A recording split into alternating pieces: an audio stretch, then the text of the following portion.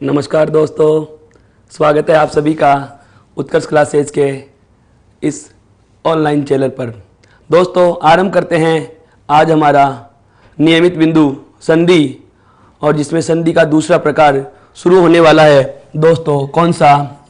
व्यंजन संधि।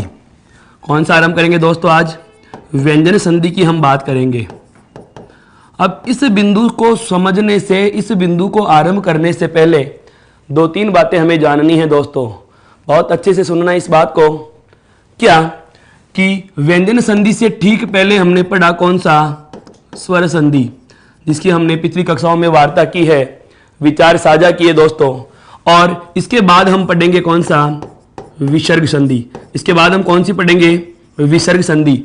हमने जब परिभाषा की बात की थी आरंभ की कक्षा में, तो मैंने आपको बताया था कि यदि दोनों तरफ स्वर ही स्वर का योग हो, अर्थात स्वर के साथ यदि स्वर का योग होता है तो उसे कहा जाता है दोस्तों स्वर संधि। लेकिन यदि स्वर के साथ क्या जुड़ता हो? व्यंजन जुड़ता हो। क्या जुड़ता हो दोस्तों? व्यंजन जुड़ता हो। या मैं कहूं कि व्यंजन के साथ क्या जुड़ता हो? स्वर जुड़ता हो। या फिर मैं कहूं कि जब व्यंजन के साथ योग किसका हो दोस्तों? व्यंजन का योग हो। हाँ मित्रों, जरा एक बार याद कीजिए वो चीज, जब संधि हमने आरंभ की थी, पहली ही कक्षा में हमने बात की थी कि वर्णों का योग कितने प्रकार से होता है? 6 प्रकारों से। कितने प्रकारों से होता है दोस्तों? 6 प्रकारों से होता है। और इन 6 प्रकारों में सबसे पहला कौन सा आया था? स्वर के साथ स्वर का योग आया था। स्वर के साथ किसका योग आया था मित्रों? स्वर का। दूसरा आया था हमारा स्वर के साथ किसका योग मित्रों? व्यंजन का। उसके बाद हमने जाना था व्यंजन के साथ किसका योग? स्वर का। और उसके बाद था व्यंजन का योग किसके साथ? व्यंजन के साथ। और उसके बाद हमने जाना था क्या? विसर्ग का योग स्वर के साथ। और अंतिम आया था विसर्ग का योग व्यंजन के साथ। अर्थात मैं कहूं कि वर्णों का जो योग है वह 6 प्रकारों से हो रहा है। वर्णों का जो योग है कितने प्रकारों से हो रहा है? 6 प्रकारों से हो रहा है। पहला है दोनों तरफ यदि स्वर ही स्वर का योग हो। उसके बाद दूसरा है स्वर के साथ योग किसका हो? व्यंजन का योग हो मित्रों। किसका योग हो? व्यंजन का योग हो। उसके बाद है व्यंजन के साथ किसका योग हो? स्वर का। और उसके बाद में आता है व्यंजन के बाद योग किसका हो? व्यंजन का। और अंतिम दो हैं कि विसर्ग के साथ चाहे स्वर का योग हो और विसर्ग के साथ योग किसका हो? व्यंजन का। यह वर्णों का योग ही नहीं है दोस्तों, यह है हमारी संधि की परिभाषाएं। यह है हमारी संधि के विभिन्न प्रकारों की परिभाषाएं। जैसे मैं कहूं कि यदि दोनों तरफ स्वर ही स्वर का योग होता है तो इस स्थिति में नाम होता है कौन सा? स्वर संधि। कौन सा होता है दोस्तों? स्वर संधि होता है। यदि स्वर के बाद व्यंजन हो या व्यंजन के बाद स्वर हो या दोनों तरफ व्यंजन ही व्यंजन का योग होता है तो उसे कहा जाता है मित्रों क्या? व्यंजन संधि। आज जिस प्रकरण की हम चर्चा करने वाले हैं वह यही है दोस्तों। क्या कि यदि व्यंजन के साथ स्वर हो या स्वर के साथ व्यंजन हो या दोनों तरफ यदि हमें व्यंजन ही व्यंजन का योग मिलता है तो उसे क्या कहा जाएगा मित्रों? व्यंजन संधि कहा जाएगा। क्या कहा जाएगा दोस्तों? व्यंजन संधि कहा जाएगा। मेरा कहने का आशय यह है कि इस व्यंजन संधि की परिभाषा के संदर्भ में आपको केवल ये 3 चीजें ध्यान रखनी है। क्या कि यदि प्रथम पद का अंतिम वर्ण स्वर हो और दूसरे पद का पहला वर्ण क्या हो? व्यंजन हो। या प्रथम पद का अंतिम वर्ण व्यंजन हो और दूसरे पद का प्रथम वर्ण क्या हो? स्वर हो। या फिर दोनों तरफ ही क्या होते हैं? व्यंजन होते हैं। अर्थात प्रथम पद का अंतिम वर्ण भी व्यंजन होगा और दूसरे पद का पहला वर्ण भी क्या होगा दोस्तों? व्यंजन होगा। ऐसी स्थिति में संधि कौन सी होती है? व्यंजन संधि होती है। कौन सी होती है? व्यंजन संधि होती है। अब अंतिम प्रकार जो रहेगा, विसर्ग के बाद चाहे स्वर आए चाहे व्यंजन आए, उसे क्या कहा जाएगा दोस्तों? विसर्ग संधि कहा जाएगा। क्या कहा जाएगा? विसर्ग संधि कहा जाएगा। अर्थात इन सभी परिभाषाओं को हम मद्देनजर रखते हुए बात करें कि ये वर्णों का योग है, याद कैसे हो? वर्णों का योग है वह याद कैसे हो? तो ध्यान दीजिए मित्रों, इसमें आरंभ में देखो 2 बार स्वर, 2 बार व्यंजन और 2 बार विसर्ग है। पुनः बता रहा हूं, 2 बार स्वर है, 2 बार व्यंजन है और 2 बार क्या है दोस्तों, विसर्ग है। इधर 1 बार स्वर, 1 बार व्यंजन, 1 बार स्वर, 1 बार व्यंजन, 1 बार स्वर और 1 बार व्यंजन होता है दोस्तों। इस प्रकार से भी आप इस वर्णों के 6 प्रकार के योग को याद रख सकते हो। अब बात करते हैं हम आज के बिंदु पर, क्या कि व्यंजन संधि किसे कहा जाएगा।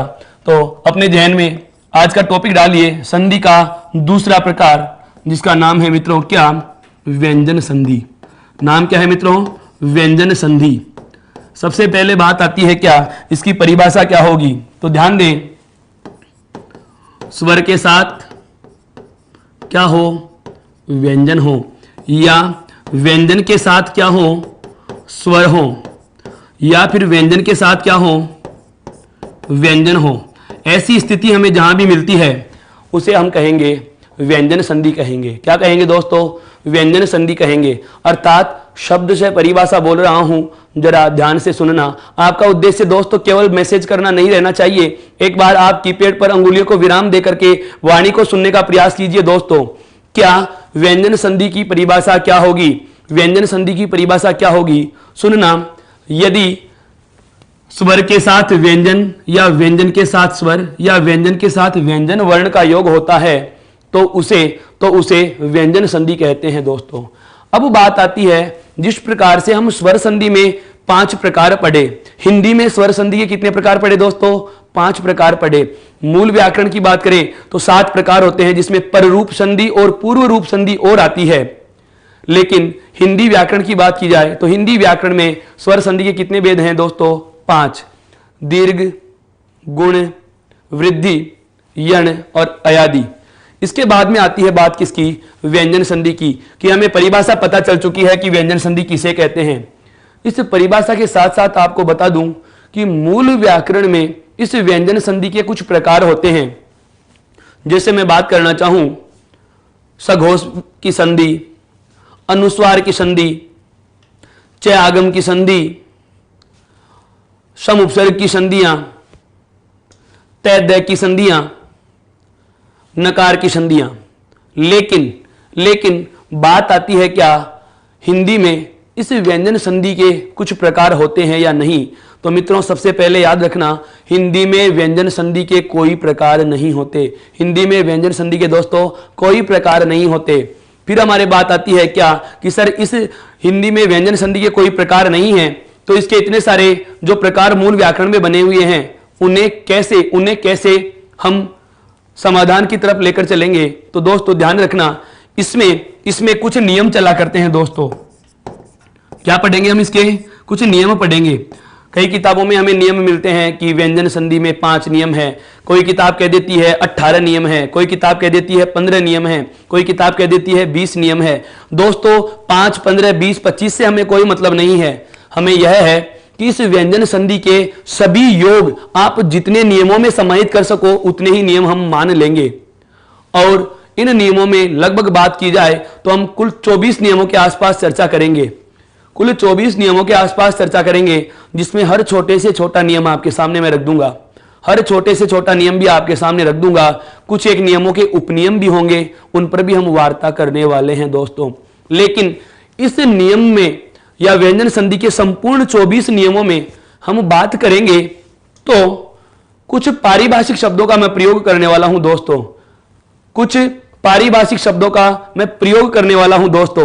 और वो पारिभाषिक शब्द कौन से हैं, सुनते ही आपको मजा आने लग जाएगा दोस्तों। वो पारिभाषिक शब्द मैं प्रयोग में लेने वाला हूं, कौन कौन से, देखो एक शब्द आएगा दोस्तों आदेश। जो पारिभाषिक शब्द होंगे उनमें एक शब्द लूंगा दोस्तों, कौन सा, आदेश। एक शब्द लूंगा मैं काम में, कौन सा, आगम। एक शब्द लेंगे हम प्रयोग में, कौन सा, लोप। और एक शब्द आएगा कौन सा, प्रकृति भाव। कौन सा आएगा मित्रों, प्रकृति भाव। बात यह आ जाती है, नोटिफिकेशन नहीं आता। रेणु जी आपको चैनल को सब्सक्राइब करना होगा और उसके पास में जो बेल आइकन है उसे भी प्रेस करना होगा दोस्तों। यदि आपको नोटिफिकेशन क्लास का प्राप्त नहीं हो रहा तो आप बेल आइकन को प्रेस नहीं कर रहे हैं, ई उत्कर्ष ऐप को इंस्टॉल कीजिए, टेलीग्राम ऐप को ज्वाइन कीजिए और चैनल को सब्सक्राइब कीजिए, बेल आइकन को प्रेस कीजिए। और इसके बाद भी यदि कोई समस्या रहती है तो आप बिल्कुल अपनी समस्या रख सकते हैं। टेक्निकल टीम इस पर बहुत जल्दी आपकी समस्या का समाधान कर देगी। अब बिंदु पे आ जाइए दोस्तों। मैं बात कर रहा हूं क्या कि हमारे पास जो 4 पारिभाषिक शब्द हैं, एक है आदेश, एक आगम, एक लोप और अंतिम कौन सा है? प्रकृति भाव। क्या होता है आदेश, क्या होता है आगम, क्या होता है लोप, क्या होता है प्रकृति भाव? ध्यान दीजिए, यदि हम किसी वर्ण को बदलकर बता रहा हूं दोस्तों, आदेश क्या होता है? किसी वर्ण को बदलकर उसके स्थान पर दूसरा वर्ण लिख देते हो, अर्थात किसी वर्ण को बदलकर उसके स्थान पर अन्य वर्ण लिख देना,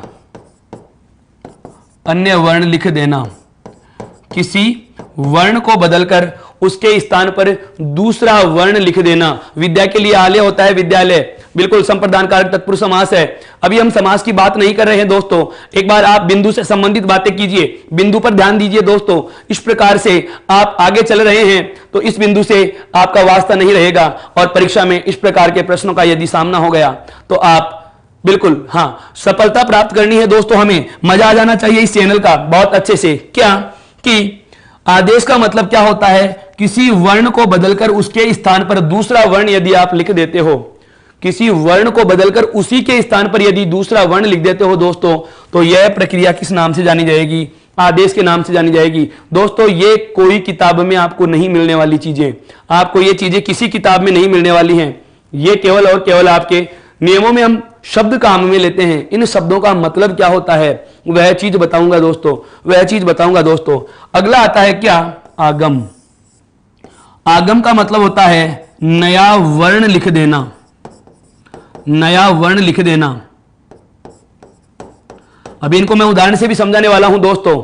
एक बार जरा ध्यान दीजिए मैं कहना क्या चाह रहा हूं। हमारे पास 4 पारिभाषिक शब्द आ गए जो हम विभिन्न नियमों में प्रयोग करने वाले हैं। क्या? एक तो है आदेश, एक कौन सा है? आगम। आदेश का मतलब क्या बताया? किसी वर्ण को बदलकर उसके स्थान पर दूसरा वर्ण लिख देना। जैसे मैं कहूं कि यदि वर्ग के पहले वर्ण के बाद सहघोष का योग होता है तो पहला वर्ण तीसरे में आदेश हो जाता है। अर्थात जैसे उदाहरण की बात करें, क वर्ण है, ये ग में बदल जाएगा। किस में बदल जाएगा दोस्तों? ग में बदल जाएगा। अर्थात किसी वर्ण को बदलकर उसके स्थान पर दूसरा वर्ण यदि लिख दिया जाता है, किसी वर्ण को बदलकर उसके स्थान पर दूसरा वर्ण लिख दिया जाता है दोस्तों, तो यह प्रक्रिया क्या कहलाती है? आगम कहलाती है। क्या कहलाती है दोस्तों? आदेश कहलाती है दोस्तों। क्या कहलाती है दोस्तों? ये चीज आदेश कहलाती है। और यदि हम बात करते हैं क्या कि जो वर्ण हमारे पास हैं वो तो रहेंगे ही रहेंगे, लेकिन इनके अलावा अपनी तरफ से कोई नया वर्ण और जोड़ना है। जैसे आज दोस्तों हम बात करने वाले हैं चंद समय बाद, क्या एक नियम आता है, एक नियम आएगा। अभी मेरे एक मित्र ने शब्द भी पूछा था, संस्कृत का संधि विच्छेद। यहीं से मैं इस आगम शब्द को परिभाषित कर रहा हूं, इस आगम शब्द को थोड़ा विस्तार दे रहा हूं कि आगम है क्या चीज। संस्कृत जो शब्द है इसका विच्छेद होता है मित्रों सम प्लस कृत।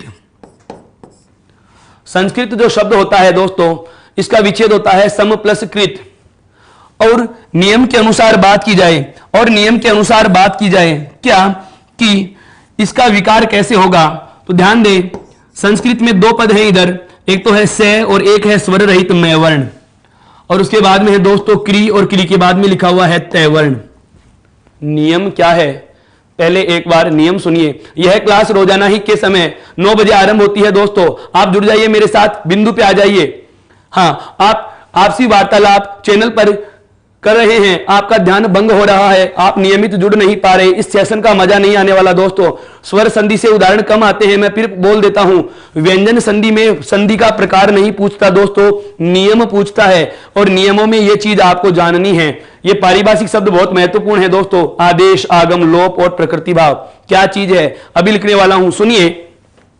नियम आता है क्या कि यदि सम उपसर्ग के बाद क्री धातु से बना कोई भी शब्द हो, सम उपसर्ग के बाद क्री धातु से बना कोई भी शब्द हो, तो हलंत मैं के स्थान पर तो अनुस्वार आदेश हो जाता है, और इन दोनों के मध्य अर्थात हलंत मैं और क्री धातु के मध्य दंत्य सकार का आगम हो जाएगा। दंते सकार का क्या हो जाता है दोस्तों, आगम हो जाता है। इधर क्या बचा हुआ है, से। हलंत में का क्या बना लिया दोस्तों, अनुस्वार। और यह वर्ण हमने क्या किया है, आगम किया है मित्रों। क्या किया है, आगम। और आगे क्या लिखा हुआ है, क्री और तय। सबको जोड़ेंगे दोस्तों तो देखिए, से का तो से, उसके बाद में क्या लगा हुआ है, अनुस्वार, उसके बाद में है दंते सकार स्वर रहित, और आगे क्या लिखा हुआ है दोस्तों, कृत। अर्थात संस्कृत का वापस से हमें पुनः वही रूप प्राप्त हो चुका है दोस्तों। मेरा कहने का आशय यह है कि यदि जो प्रथम पद का अंतिम और द्वितीय पद का प्रथम वर्ण तो हमारे पास है ही, इनके अलावा शब्दों पर गौर करना दोस्तों, मेरे शब्दों पर, इनके अलावा यदि कोई वर्ण हमें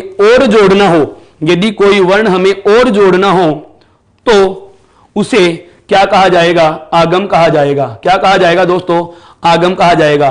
तो आगम का मतलब आता है क्या, नया वर्ण लिख देना। यदि आपकी नजरें लगातार मोबाइल स्क्रीन, लैपटॉप और कंप्यूटर स्क्रीन पे हैं और कान आपके यदि अलर्ट हैं, तो दोस्तों मैं हर जो बात बोल रहा हूं, बिल्कुल थोड़े बड़े लिख देंगे अब की बार, तो मैं जो बात बोल रहा हूं दोस्तों, यह आपके कानों में परीक्षा के बाद तक गूंजती रहेंगी। बिल्कुल इस ध्वनि का आनंद आने वाला है दोस्तों। बस आप थोड़ा सा ध्यान रखिए, जब मैं आपसे प्रश्न पूछूंगा उस समय आप बेझिझक जवाब दीजिए, उस समय आप अपने प्रश्नों का जवाब देना। अभी मैं बात कर रहा हूं उसको सुनिए, एक बार मैं दोहरान कर देता हूं। दो चीजें बताई मैंने, एक तो है आदेश, एक है आगम। ये ऐसी चीज है मित्रों जो आपको किसी पुस्तक में नहीं मिलने वाली। मैं दावे के साथ कह रहा हूं, यह केवल नियमों की शब्दावली है जिसका मैं विस्तार कर रहा हूं कि शब्दों में है क्या चीज इनमें। एक तो क्या है आदेश, एक क्या है आगम। एक क्या है आगम। आदेश का मतलब किसी वर्ण को बदलकर उसके स्थान पर दूसरा लिखा। जैसे इसी नियम में दोनों चीजें देखिए दोस्तों, इसी नियम में दोनों चीजें देखिए। हमने क्या किया, हलंत में के स्थान पर अनुस्वार बनाया है, हलंत में के स्थान पर स्वर रहित में के स्थान पर हमने अनुस्वार बनाया है। यह करना तो कहलाता है मित्रों आदेश। क्या कहलाता है दोस्तों, आदेश। और इन दोनों के मध्य स्वर रहित में वर्ण और क्रिया धातु के मध्य यह जो दंते सकार हमने लिखा है, यह क्या है दोस्तों, आगम है। यह क्या है दोस्तों, आगम है। यहां तक की बात समझ में आई, यहां तक की बात समझ में आई कि वर्ण को बदलकर लिखना आदेश, किसी वर्ण के स्थान पर दूसरा वर्ण लिख देना आदेश, और अपनी तरफ से नया वर्ण जोड़ देना क्या होता है, आगम। अगली बात आती है, महत्वपूर्ण बात आती है किसकी, लोप किसे कहा जाएगा। लोप किसे कहा जाएगा। लोप का मतलब होता है किसी वर्ण को हटा देना, किसी वर्ण को हटा देना। अब मैं थोड़ा अक्षरों को बड़ा लिख रहा हूं मित्रों, अब आराम से नजर आएंगे, ये स्पष्ट नजर आएंगे। किसी वर्ण को हटा देना। हमारे पास जो भी वर्ण होते हैं उनमें से यदि किसी वर्ण को हम हटा रहे हैं, रिमूव कर रहे हैं, तो वो करना क्या कहलाता है, लोप कहलाता है दोस्तों। क्या कहलाता है, लोप कर देना, अर्थात उसे रिमूव कर देना, उसे हटा देना, वो क्या कहलाएगा, लोप कहलाएगा। अब बात आती है क्या, अंतिम की, प्रकृति भाव किसे कहा जाएगा। दोस्तों आदेश का मतलब होता है वर्ण को बदलना, आगम का मतलब होता है अपनी तरफ से नया वर्ण जोड़ देना। आगम का मतलब होता है अपनी तरफ से नया वर्ण जोड़ देना। लोप का मतलब होता है किसी वर्ण को हटा देना, किसी वर्ण को हटा देना। कल मेरे एक दोस्त ने कमेंट बॉक्स में एक सवाल रखा था, मैं उससे इस बात को समझाने का प्रयास कर रहा हूं दोस्तों। जरा ध्यान दीजिए इधर, जरा ध्यान दीजिए इधर। हम एक उदाहरण लेते हैं जो आपके इस चीज को क्लियर करता है कि लोप क्या चीज है। कल एक प्रश्न आ रहा था कि सर युवावस्था का संधि विच्छेद क्या होगा, सर युवावस्था का संधि विच्छेद क्या होगा। इसलिए तो कहता हूं दोस्तों धैर्य रखिए, हर एक चीज आपके हर एक सवाल का जवाब है दोस्तों, लेकिन आपको धैर्य रखने की आवश्यकता होगी। आप सुने एक बार, बिंदु पूरा नहीं हुआ है, बिंदु अनवरत चल रहा है। जिस दिन पूरा हो जाए और आपके जहन में प्रश्न बच जाए तो आप कह सकते हैं, जैसे वर्णमाला हमारी बहुत खूबसूरत तरीके से पूरी हुई है दोस्तों, बड़ा मजा आया उसको पढ़ने में। उसकी हर एक छोटी से छोटी बात पर बहुत विस्तार से हमने वार्ता की। इसी प्रकार से हम संधि पे भी करने वाले हैं। क्या एक शब्द आता है युवावस्था, कमेंट बॉक्स में भी मेरे किसी मित्र ने इसका प्रश्न रख रखा है कि सर इसका संधि विच्छेद क्या होगा। मैं बताऊंगा दोस्तों अब इसका संधि विच्छेद क्या होता है। सुनिए, युवावस्था का संधि विच्छेद होता है युवान योग अवस्था। युवान योग अवस्था होता है दोस्तों इसका संधि विच्छेद। क्या होता है? युवान योग अवस्था। युवावस्था का यदि संधि विच्छेद आपसे पूछा जाए कि युवावस्था का संधि विच्छेद क्या होता है, तो युवान योग अवस्था होता है। अब क्या होता है, बहुत बार इस युवान शब्द को जो युवा है, इसको कई किताबों में युवन भी लिख रखा है दोस्तों। क्या लिख रखा है? युवन भी लिख रखा है। तो जिस प्रकार से कल मैंने आपको बताया था कि सार्थक पद प्राप्त करने के लिए अक्ष का अक्षी, रात्र का रात्रि, निश का निशा, इच्छ का इच्छा और अच का अच्छा बनता है। वही बात यहां भी लागू होती है दोस्तों। नियम युवान प्लस अवस्था में युवन और युवान का नहीं है। नियम क्या है वो सुनना। नियम क्या है दोस्तों वह सुनिए कि यदि प्रथम पद का अंतिम वर्ण स्वर रहित न हो, नियम बोल रहा हूं उस नियम को सुनो। क्या है? यदि प्रथम पद का अंतिम वर्ण स्वर रहित न हो, यदि प्रथम पद का अंतिम वर्ण स्वर रहित न हो और उसके आगे किसी पद का योग होता है, उसके आगे किसी शब्द का योग होता है, तो इस स्वर रहित न का दोस्तों लोप कर दिया जाता है। क्या कर दिया जाता है दोस्तों? लोप कर दिया जाता है। क्या कर दिया जाता है मित्रों? लोप कर दिया जाता है। जैसे हम बात करें कि यहां पर जो आपके ये लिखा हुआ है युवान और या युवन जो भी है, जैसे युवन लिखा या युवान लिखा, इस न का मेरे को क्या करना था? लोप करना था। तो इधर क्या बचा? युवे, जिसका अर्थ क्या होता है दोस्तों? युवा। यु का अर्थ क्या है? युवा। और आगे लिखा हुआ है मित्रों क्या? अवस्था। आगे क्या लिखा हुआ है दोस्तों? अवस्था लिखा हुआ है। क्यों? क्योंकि मैंने क्या किया है? इस न का लोप कर दिया दोस्तों। इस न वर्ण का क्या कर दिया? लोप कर दिया। अब आपने इस न का लोप कर दिया तो हमारे पास नया रूप क्या आ गया? युवा प्लस अवस्था। अब यहां पर आप दीर्घ संधि का नियम लगा सकते हैं। ए या आ के बाद ए या आ का योग हो तो आ में परिवर्तित हो जाता है, अर्थात युवा प्लस अवस्था या युव प्लस अवस्था बराबर क्या हो जाएगा दोस्तों? युवावस्था। यह मैंने केवल इस लोप को समझाने के दृष्टिकोण से लिया, जहां पर मेरे एक मित्र के प्रश्न का जवाब भी उसे मिल जाता है और आपका ये शब्द भी, पारिभाषिक जो शब्द था यह भी क्लियर हो गया दोस्तों। यहां तक की बातें समझ में आई? क्या आदेश का मतलब वर्ण को बदलना, आगम का मतलब नया वर्ण लिख देना और लोप का मतलब किसी वर्ण को रिमूव कर देना, हटा देना। अंतिम आता है दोस्तों क्या? प्रकृति भाव।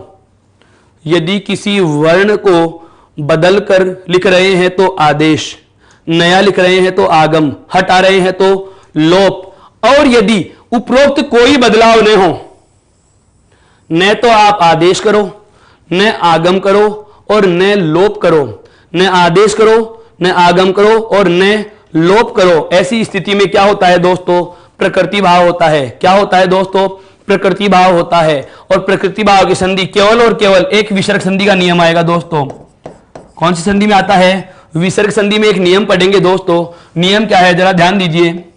शब्द है हमारे पास क्या? प्रातःकाल। शब्द क्या है दोस्तों? प्रातःकाल। इसकी चर्चा मैं पहले भी कर चुका हूं। इस शब्द की जरा ध्यान दीजिए। इस शब्द की चर्चा हम पहले कर चुके हैं क्या? कि यदि किसी वर्ण के ऊपर घुंडी लगती है तो उसके ऊपर से शिरोरेखा नहीं गुजरती, अर्थात प्रातः और काल ये दो शब्द नहीं है, ये पूरा एक ही शब्द है। और इसका जो संधि विच्छेद होता है दोस्तों वह होता है क्या? प्रातः योग काल। क्या होता है दोस्तों? प्रातः योग काल होता है। क्या होता है? प्रातः योग काल होता है। अब यहां पर ध्यान देना, प्रा और तय को यदि मैं हलन करूंगा दोस्तों, तय को यदि मैं हलन करूंगा तो तय में जुड़ा हुआ ए बाहर आएगा। तय में जुड़ा हुआ ए क्या आ जाएगा दोस्तों? बाहर आ जाएगा। ध्यान से समझना इस बात को। क्या?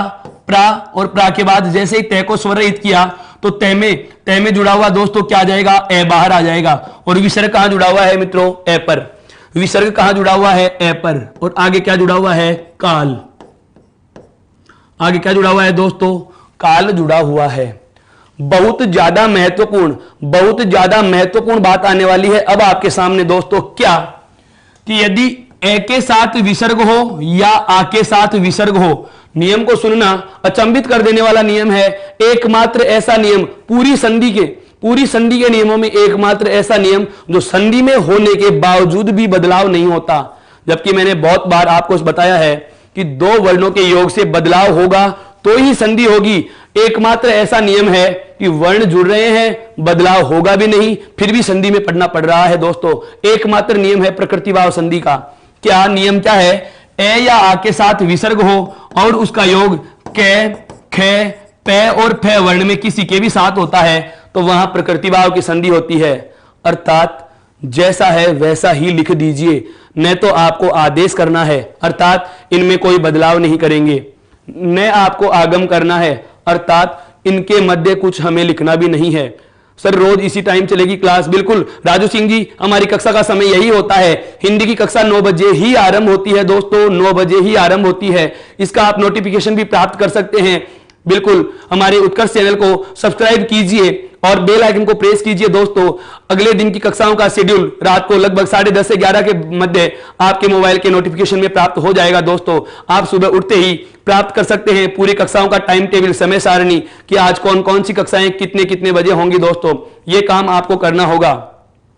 नोटिफिकेशन नहीं मिलता, इसके लिए आपने बेल आइकन को प्रेस नहीं कर रखा है मित्रों, यह आपने काम अधूरा किया है, सूचनाएं भी अधूरी ही मिलती हैं। दोस्तों ध्यान दीजिए, प्रातः काल में क्या कहा मैंने कि न तो मैंने आदेश किया, अर्थात किसी वर्ण को बदलकर नहीं लिखा, किसी वर्ण को बदलकर नहीं लिखा। बात आती है क्या? आगम, अर्थात इनके मध्य कोई वर्ण भी नहीं आएगा। लोप, इनमें से मैं किसी को हटाऊंगा भी नहीं। तो जब आदेश भी नहीं करूं, न तो बदलाव करा, न किसी को हटाया, न कुछ और जोड़ा, तो जो जैसा है वो वैसा ही रह गया मेरे दोस्तों। और वही बात लागू होती है किसमें? प्रातः काल में। ऐसा का ऐसा ही शब्द यह लिखा हुआ है, अर्थात बीच में जो योग का चिन्ह था उसको हटा दिया और वैसा का वैसा जोड़ दिया, वैसा का वैसा ही जोड़ दिया। एक बार केवल और केवल मैंने आज की सेशन में अभी तक बात की है क्या? व्यंजन संधि किसे कहा जाता है? पुनः दोहरा रहा हूं पूरी बात। व्यंजन संधि किसे कहा जाता है? कि यदि स्वर के बाद व्यंजन हो या व्यंजन के बाद स्वर हो या व्यंजन के बाद व्यंजन हो, उसे क्या कहा जाता है दोस्तों? व्यंजन संधि कहा जाता है। क्या कहा जाता है दोस्तों? व्यंजन संधि कहा जाता है, जिसके कुल 24 नियमों के हम अध्ययन करने वाले हैं। लेकिन उन 24 नियमों को जानने से पहले हमें जो चीज बेहद आवश्यक थी जानना, वह थे कौन से? ये चारों शब्द, आदेश, आगम, लोप और प्रकृति भाव। ये क्या होते हैं? ये चीजें आपको पता चल चुकी हैं मित्रों। एक बार आप जरा इसका स्क्रीनशॉट लीजिए ताकि अब मैं अपने नियमों की सैर आपको कराने लेके चलता हूं। दोस्तों एक बार स्क्रीनशॉट लीजिए मित्रों। वीर शुक्ला जी, उज्ज्वल की संधि होती है उत योग ज्वल होता है। दोस्तों उज्ज्वल शब्द संधि में कम और शब्द शुद्धि में ज्यादा पूछा जाता है, इसकी चर्चा हम करेंगे। अभी तय और दे के नियम आएंगे तब। उज्ज्वल भी होता है, उज्ज्वला भी होता है और उज्ज्वाला भी होता है। ये 3 शब्द होते हैं जिसमें उज्ज्वल शब्द आपके शब्द शुद्धि में बहुत बार पूछा जा चुका है। दोस्तों मैं बताता हूं आपको हर बार क्या कि कौन से शब्द का जिक्र किस प्रकार के प्रश्न में ज्यादा होने की संभावनाएं होती हैं। उज्ज्वल शब्द आपके शब्द शुद्धि में पूछा जाता है अधिकतर, जिस प्रकार से विसर्ग संधि का एक उदाहरण है कौन सा? आशीर्वाद। कौन सा है? आशीर्वाद। यह भी शब्द शुद्धि में आता है। दोस्तों आगे बढ़ते हैं आज के सेशन पे नियमों की तरफ। ध्यान दीजिए, कुल 24 नियम होते हैं दोस्तों, जिसमें मैं चर्चा कर रहा हूं। सबसे पहले नियम नंबर 1,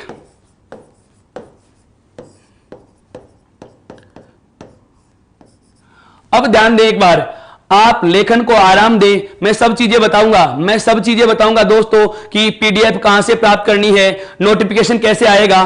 पर एक बार आप अपने लेखन को विराम दीजिए और इस नियम को समझिए। अगर पहला नियम समझ में आ गया, अगर व्यंजन संधि का पहला नियम समझ में आ गया तो समझ लो 24 के 24 नियम समझ में आ जाएंगे। क्यों? क्योंकि इस नियम की जो मेरे अनुसार शैली है उस शैली को आपको समझना होगा। मैं दोस्तों आपको पुनः कह देता हूं, आप अपने लेखन को विराम दीजिए यदि अच्छा सीखना चाहते हैं तो, अन्यथा आप प्रश्न गलत करेंगे और जिम्मेदार उसका विद्यार्थी स्वयं होगा। इसलिए पुनः कह देता हूं, ध्यान से लिखिए, बिल्कुल ध्यान दीजिए इस बात पे। नियम कौन सा है? पहला नियम क्या है? ध्यान से सुनना। स्वर संधि के अपवाद, एक बार पूरी संधियों के नियम हो जाने के बाद हम 1-2 कक्षाएं केवल और केवल अपवादों पे रखेंगे, वो अलग से पार्ट रहेगा। दोस्तों ध्यान दीजिए केवल नियम पे। क्या पहला नियम है कि यदि वर्ग के प्रथम वर्ण, यदि वर्ग के प्रथम वर्ण के साथ, यदि वर्ग के प्रथम वर्ण के साथ, बहुत समझना, बहुत अच्छे से समझना इस चीज को, यदि वर्ग के प्रथम वर्ण के साथ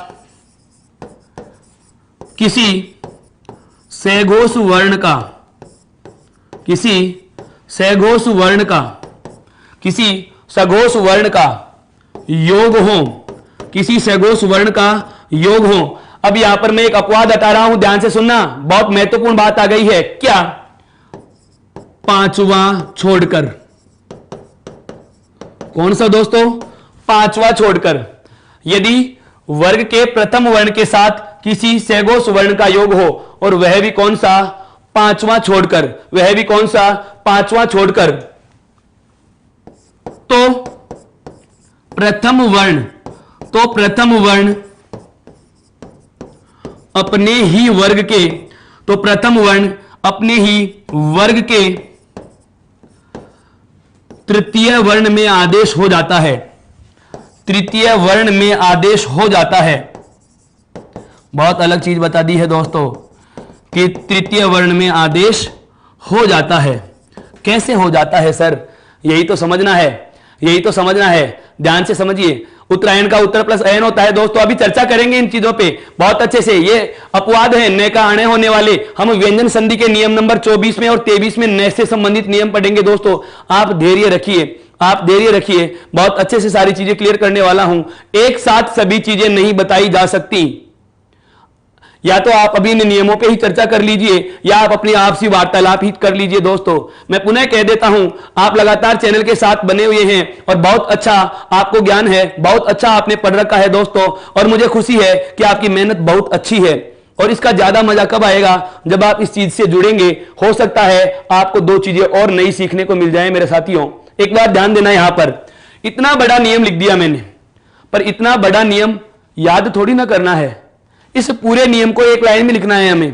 पहले वो नियम की शैली समझो। मैं पुनः कह देता हूं, 24 के 24 नियम इतने थे बड़े, मैं आपको नहीं लिखवाऊंगा, और इतनी बड़ी रामायण से हमें बचना भी है दोस्तों।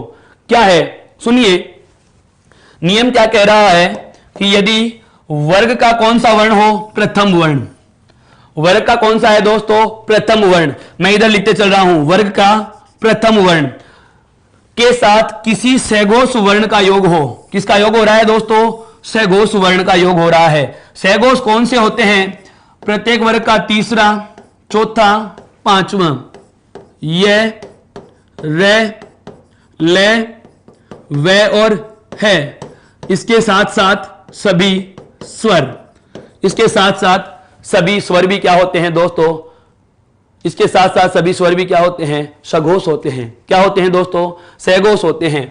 तो इनमें से किसी भी वर्ण का योग हो जाए, तो इतने वर्ण नहीं लिख के मैं यह लिख दूं, एक योग सघोष। एक योग सघोष लिखा है। आगे सुनिए, आगे सुनिए, यदि वर्ग के प्रथम वर्ण के, यदि वर्ग के प्रथम वर्ण के साथ किसी सघोष वर्ण का योग हो, यहां तक मैंने लिख दिया। उसके बाद एक नई चीज आई है दोस्तों, ध्यान देने वाली, यहां से पांचवा छोड़कर। क्यों? क्योंकि सघोष में तो पांचवा भी है ना, तो पांचवे को एक बार हम छोड़ेंगे। अगले नियम में इसकी बात करने वाले हैं। तो अर्थात यहां लिख लेंगे, पांचवा नहीं होना चाहिए। कौन सा नहीं होना चाहिए? पांचवा नहीं होना चाहिए। वर्ग के पांचवे के अलावा कोई सा भी सघोष हो तो यह प्रथम वर्ण, प्रथम वर्ण, देखो प्रथम वर्ण अपने ही वर्ग के, अपने ही वर्ग के कौन से में आदेश हो जाएगा दोस्तों? तृतीय वर्ण में आदेश हो जाता है। तृतीय वर्ण में आदेश हो जाता है। अर्थात प्रथम वर्ण अपने ही वर्ग के, प्रथम वर्ण अपने ही वर्ग के कौन से में आदेश हो जाएगा दोस्तों? तीसरे वर्ण में आदेश हो जाता है। अर्थात तीसरे वर्ण में बदल जाता है। इतना बड़ा नियम मैंने छोटे से फॉर्मेट में बांध दिया है दोस्तों।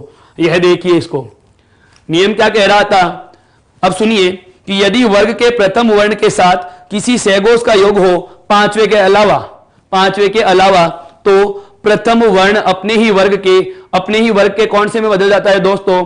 अपने ही वर्ग के कौन से बदल जाता है? तीसरे में बदल जाता है। यहां से हमें एक दूसरे नियम का संकेत भी मिल चुका है। क्या? कि पांचवा छोड़ा है, यदि पांचवा ही आ जाए, यदि पांचवा ही आ जाए तो क्या होगा? यदि पांचवा ही आ जाए दोस्तों, तो ऐसी स्थिति में हम क्या करेंगे? यदि पांचवा ही आ जाए तो ऐसी स्थिति में क्या करेंगे दोस्तों? तो देखिए, दूसरा नियम हम आराम बनाएंगे क्या कि यदि वर्ग के प्रथम वर्ण के बाद पांचवा ही आ जाए, कौन सा आ जाए दोस्तों, पांचवा वर्ण ही आ जाता है, तो पहला वर्ण अपने ही वर्ग के पांचवे में बदल जाएगा। कौन से में बदल जाएगा दोस्तों, पांचवे में बदल जाएगा। यह आपका नियम नंबर 1 हो जाएगा और यह आपका नियम नंबर 2 हो जाएगा। अर्थात दोनों नियम हमारे पास आ चुके हैं, दोनों नियम हमारे पास आ चुके हैं। ध्यान से सुनिए बहुत अलग तरीके से। पहला नियम क्या कह रहा है, पहला नियम क्या कह रहा है कि यदि वर्ग का कौन सा वर्ण हो, पहला वर्ण, अर्थात प्रथम पद का अंतिम वर्ण है वर्ग का पहला वर्ण, उसके बाद योग किसका हो रहा है दोस्तों, सघोष का। योग किसका हो रहा है दोस्तों, सघोष का। लेकिन सघोष में पांचवा नहीं होना चाहिए, सघोष में पांचवा नहीं होना चाहिए। तो पहला वर्ण अपने ही वर्ग के कौन से में बदल जाएगा दोस्तों, पहला वर्ग अपने ही वर्ग के कौन से में बदल जाएगा दोस्तों, तीसरे में बदल जाता है। और यदि पहले के बाद पांचवा ही आ जाए, यहां पर जो पांचवा छोड़ा है, मान लो पहले के बाद पांचवा ही आ जाए, तो पहले को भी हम कौन से में बदल देंगे दोस्तों, पांचवे में बदल देते हैं।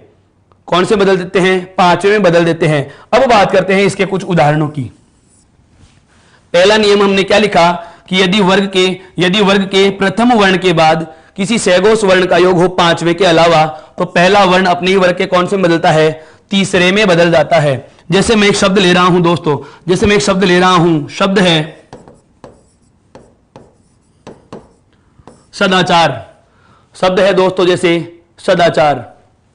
इसका विच्छेद क्या होता है दोस्तों, सत्ययोग आचार, अच्छा व्यवहार जिसे हम कह सकते हैं, सत्ययोग आचार। अब ध्यान देने वाली बात क्या है, एक बार इसका पूरा विस्तार से वर्णन देखिए।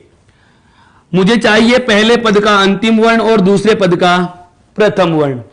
क्या चाहिए दोस्तों, प्रथम पद का। गौरव शब्द संधि का, राधा स्वामी जी, गौरव शब्द संधि का उदाहरण नहीं है, यह प्रत्ययों के विशेष प्रत्यय में आता है। गुरु योग ए होता है इसका। बिल्कुल हम जोड़ेंगे इन शब्दों को, प्रत्यय जब हम पढ़ेंगे, प्रत्यय जब हम पढ़ेंगे तब इनके बारे में बात करने वाले हैं। मानव, लाघव, सेंधव, इस प्रकार के शब्द हैं, इस प्रकार के शब्द हैं जो संतान बोधक प्रत्यय हैं दोस्तों। संतान बोधक प्रत्यय होते हैं, ए प्रत्यय जुड़ा हुआ होता है, उस समय मैं बात करने वाला हूं। अभी ध्यान दीजिए, सदाचार का विच्छेद किया मैंने, सत्य योग आचार। मुझे चाहिए था प्रथम पद का अंतिम वर्ण और द्वितीय पद का पहला वर्ण। अलग करूंगा तो मैं लिख सकता हूं या नहीं, से और उसके बाद में क्या लिख दिया, स्वर रहित तय, और इसके आगे क्या लिख दिया, आ, और आ के बाद में आ जाता है दोस्तों क्या, चा और रे। यह प्रथम पद का अंतिम और दूसरे पद का पहला वर्ण। अब इसे गौर से देखा तो पता चला कि वर्ग के पहले वर्ण के बाद, वर्ग के पहले वर्ण के बाद कौन सा वर्ण आ रहा है, सघोष आ रहा है। क्योंकि सभी स्वर भी क्या होते हैं दोस्तों, सघोष होते हैं। सभी स्वर भी क्या होते हैं दोस्तों, सघोष होते हैं। यहां तक की बात करने के बाद मुझे पता चला कि यदि वर्ग के प्रथम वर्ण के बाद सघोष का योग होता है, तो पहला वर्ण अपने ही वर्ग के, पहला वर्ण अपने ही वर्ग के कौन से में बदल जाएगा, तीसरे में बदल जाता है। अर्थात प्रथम वर्ण अपने ही वर्ग के तीसरे में आदेश हो जाएगा। इधर क्या है, से, तय का बना लिया दे, और आगे क्या लिखा हुआ है दोस्तों, आचार। सबको जोड़ेंगे तो देखो, से दे में यदि आ का योग किए तो बनेगा दा, और आगे क्या लिखा हुआ है दोस्तों, चार। अर्थात सदाचार से वापस हमें क्या प्राप्त हो गया मित्रों, सदाचार शब्द प्राप्त हो चुका है। क्या प्राप्त हो चुका है दोस्तों, सदाचार शब्द प्राप्त हो चुका है। यहां तक की बात समझ में आ गई, यहां तक की बात समझ में आ गई। अब बात करता हूं मैं इसी संधि के अन्य उदाहरणों की। जैसे और उदाहरणों की बात करें, शब्द आता है दिगंबर, शब्द आता है वागीश। शब्द क्या आता है दोस्तों, वागीश आता है। वागीश का संधि विच्छेद क्या होगा, वाक योग ईस होगा। क्या होगा दोस्तों, वाक योग ईस होगा। शब्द आता है बहुत अच्छा, अजंत। अब आप आपसी वार्तालाप बंद करेंगे तो यह चीज समझ में आएगी दोस्तों। यदि आपको स्वयं ही संधि पढ़नी है तो आप मुझे बोल सकते हैं, हम अपनी कक्षा को विराम दे सकते हैं दोस्तों, इतना आवश्यक भी नहीं है। ध्यान दीजिए, एक बार मैं पुनः बोल देता हूं, इस चीज को समझ लीजिए। मैंने एक शब्द को हाईलाइट कर दिया है, यहां पे एक शब्द को मैंने हाईलाइट कर दिया है यहां पे दोस्तों, ध्यान देना, अजंत। अजंत के बाद में मैं और शब्द लिखूंगा,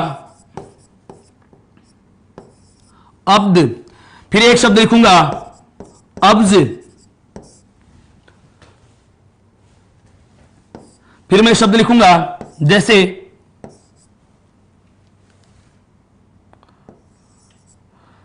सदानंद,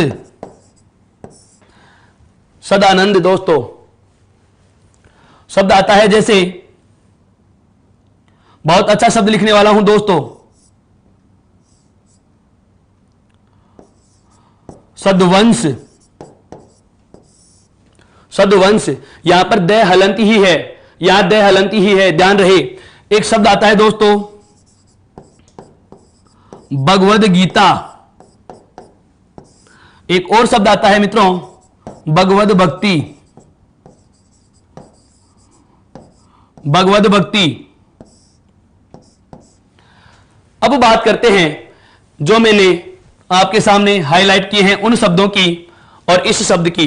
नियम क्या था दोस्तों, यदि वर्ग के प्रथम वर्ण के बाद कोई सहघोष का योग हो पांचवें के अलावा, तो पहला वर्ण अपने ही वर्ग के कौन से में बदल जाता है, तीसरे में बदल जाता है। कौन से में बदल जाता है दोस्तों, तीसरे में बदल जाता है। जैसे हमने एक विस्तारित उदाहरण ले लिया और कुछ अन्य उदाहरण मैंने आपके सामने और रखे हैं। अब इन 5-6 उदाहरणों में भी मैं बिल्कुल जगदीश, जगन्नाथ, इस प्रकार के सदानंद, इस प्रकार के शब्दों का हम संधि विच्छेद बहुत आराम से कर जाते हैं मित्रों।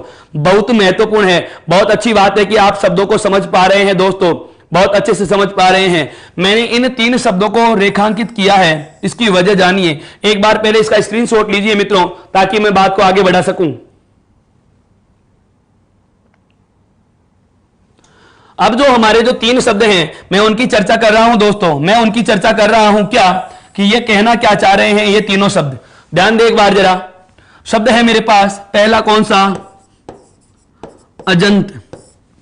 इस अजंत का संधि विच्छेद होता है दोस्तों अच योग अंत। क्या कहते हैं दोस्तों, अच योग अंत कहते हैं। अच होता है आपके स्वर, अच किसको कहा जाता है दोस्तों, स्वर को।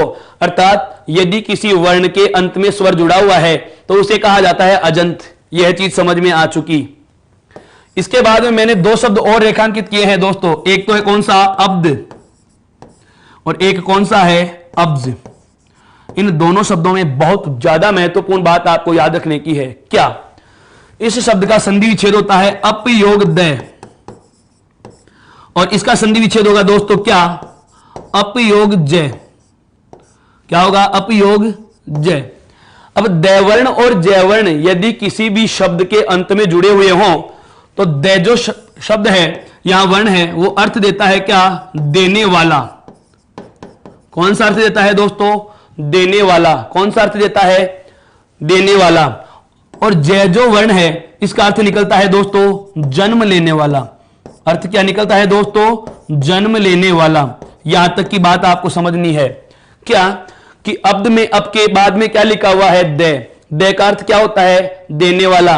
और अब्ज में पे के बाद में क्या लिखा हुआ है, जय। जय का अर्थ क्या होता है दोस्तों, जन्म लेने वाला। और अप शब्द का, अप का शाब्दिक अर्थ होता है दोस्तों क्या, जल। अप का शाब्दिक अर्थ क्या होता है दोस्तों, जल। आपके दिमाग में हलचल तो तब मचेगी जब मैं इनसे जुड़ती हुई अब बात बताने वाला हूं बहुत काम की। क्या, अप का शाब्दिक अर्थ क्या हो गया, जल। और दे का मतलब क्या होता है, देने वाला, अर्थात जल देने वाला, जिसे आप बोलते हैं दोस्तों जलद। क्या बोलते हैं, जलद, अर्थात जल देने वाला। क्या बोलते हैं हम, जल देने वाला, बादल। तो मैं ये कह सकता हूं या नहीं कि अब्द भी बादल का पर्यायवाची शब्द है। अब्द भी बादल का क्या है दोस्तों, पर्यायवाची शब्द है। इसीलिए तो कहता हूं बड़े आराम से पढ़िए, बड़े आराम से पढ़िए, आनंद के साथ पढ़िए, इस सेशन का मजा आएगा। आप अपनी विद्वता का परिचय दे रहे हैं, मुझे पता है दोस्तों, मैं बहुत पहले ही कह चुका हूं, आप बहुत अच्छा जानते हैं, बहुत अच्छा सीख चुके हैं, बहुत अच्छा सीखते हैं, लेकिन कुछ नई चीजें आपके काम आ सकती हैं। इसलिए कह रहा हूं, जरा ध्यान से सुना करो। बिल्कुल, अब्द का अर्थ क्या होता है दोस्तों, बादल, अर्थात यह बादल शब्द का एक पर्यायवाची है। अब का मतलब वही जल, और जय का अर्थ क्या होता है दोस्तों, जन्म लेने वाला। जय का मतलब क्या होता है दोस्तों, जन्म लेने वाला, अर्थात जल और जय हम कह सकते हैं क्या, जलज। और जलज किसका पर्यायवाची होता है मित्रों, कमल का। किसका पर्यायवाची होता है दोस्तों, कमल का। अर्थात अब्ज का अर्थ क्या होगा, कमल। या मैं कहूं अब्ज किसका पर्यायवाची है दोस्तों, कमल का पर्यायवाची है। किसका पर्यायवाची है दोस्तों, कमल का पर्यायवाची है। एक बार आप इन 2 शब्दों से संबंधित बात की भी यदि स्क्रीनशॉट लेना चाहें तो आपको मौका दिया जाता है, एक बार आप इनका भी स्क्रीनशॉट ले सकते हैं दोस्तों।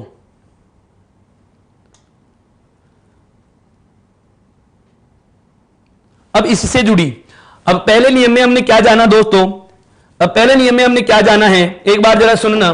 पहले नियम में हमने क्या जाना है दोस्तों कि यदि वर्ग के प्रथम वर्ण के बाद, यदि वर्ग के प्रथम वर्ण के बाद सहघोष का योग हो तो पहला वर्ण अपने ही वर्ग के कौन से में बदल जाएगा दोस्तों, तीसरे में।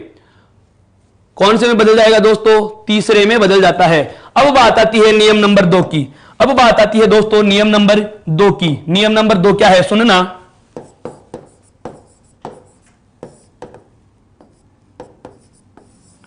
कि यदि पहले के बाद जो हमने छोड़ रखा है कौन सा, पांचवा ही आ जाए।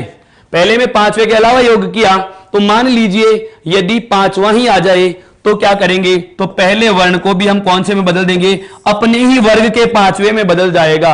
अर्थात यदि वर्ग के प्रथम वर्ण के बाद किसी भी नासिक्य वर्ण का योग हो, पांचवें वर्ण को हम नासिक्य कह सकते हैं दोस्तों, पांचवें वर्ण को हम क्या कह सकते हैं, नासिक्य कह सकते हैं। अर्थात यदि वर्ग के प्रथम वर्ण के बाद किसी भी नासिक्य वर्ण का योग हो तो प्रथम वर्ण अपने ही वर्ग के पंचमाक्षर में बदल जाएगा। प्रथम वर्ण अपने ही वर्ग के कौन से बदल जाता है दोस्तों, पंचमाक्षर में बदल जाता है। जैसे मैं उदाहरण लेने वाला हूं, क्या, सन्मार्ग, संधि विच्छेद क्या होगा दोस्तों इसका, सत्ययोग मार्ग होगा। क्या होगा दोस्तों, सत्ययोग मार्ग। मुझे चाहिए प्रथम पद का अंतिम वर्ण, तो से के बाद में क्या लिख लेंगे, तय, और आगे क्या लिखा हुआ है, मैं वर्ण, और आगे क्या है, ग।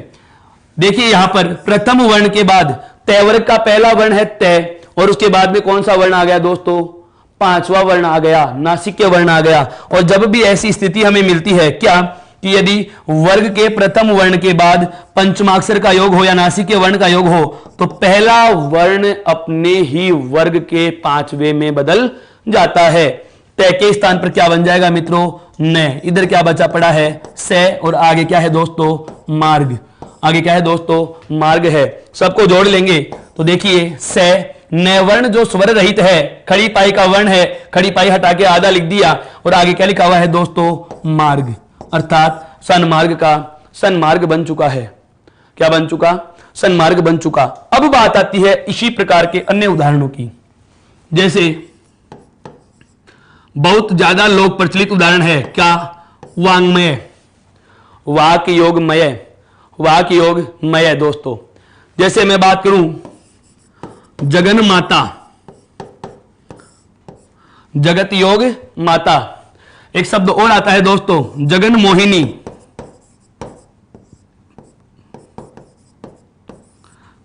जगन मोहिनी, जगत योग मोहिनी। बहुत अच्छे से समझना इस चीज को। हाँ बिल्कुल ध्यान से देने, हाँ बिल्कुल अच्छी बात है दोस्तों। हाँ अन्य उदाहरणों की जैसे मैं बात करता हूं, जैसे शब्द आता है सन्नारी। शब्द क्या आता है दोस्तों, सन्नारी। बिल्कुल बहुत अच्छे से समझो इस चीज को। सन्नारी का विच्छेद क्या होगा दोस्तों, सतयोग नारी। क्या होगा दोस्तों, सतयोग नारी होता है। क्या होता है, सतयोग नारी होता है दोस्तों। लेकिन अब ध्यान देने वाली बात आ रही है, बहुत ही ज्यादा ध्यान देने वाली बात आ रही है। जगन माता और जगन मोहिनी, इन दोनों में प्रथम पद क्या है, जगत है। क्या है दोस्तों, जगत। यह जगत शब्द वर्तनी शुद्धि में पूछा गया है। जगत शब्द वर्तनी शुद्धि में पूछा गया है क्या, कि जगत पद में तय वर्ण सदैव हलंत रहता है या केवल संधि में ही हम इसको हलंत लिखेंगे, केवल संधि में ही इसको हलंत लिखेंगे। तो यह चीज आपको ध्यान रखनी है, सदैव वर्ण हलंत रहेगा। इसके बाद जैसे और शब्द आते हैं दोस्तों, और शब्द आते हैं, जैसे एक आता है उम्मय, एक शब्द आता है अम्मय। शब्द क्या आता है दोस्तों, अम्मय। अब मैं आपको कुछ वर्क दे रहा हूं। जगत गुरु होता है दोस्तों, वह पहले वाली संधि में आता है, जगत गुरु होता है वो, जगत गुरु। अर्थात इसका संधि विच्छेद होगा जगत योग गुरु, जगत योग गुरु होगा मेरे मित्रों। इस बात की चर्चा हम नियम नंबर 1 में कर चुके हैं।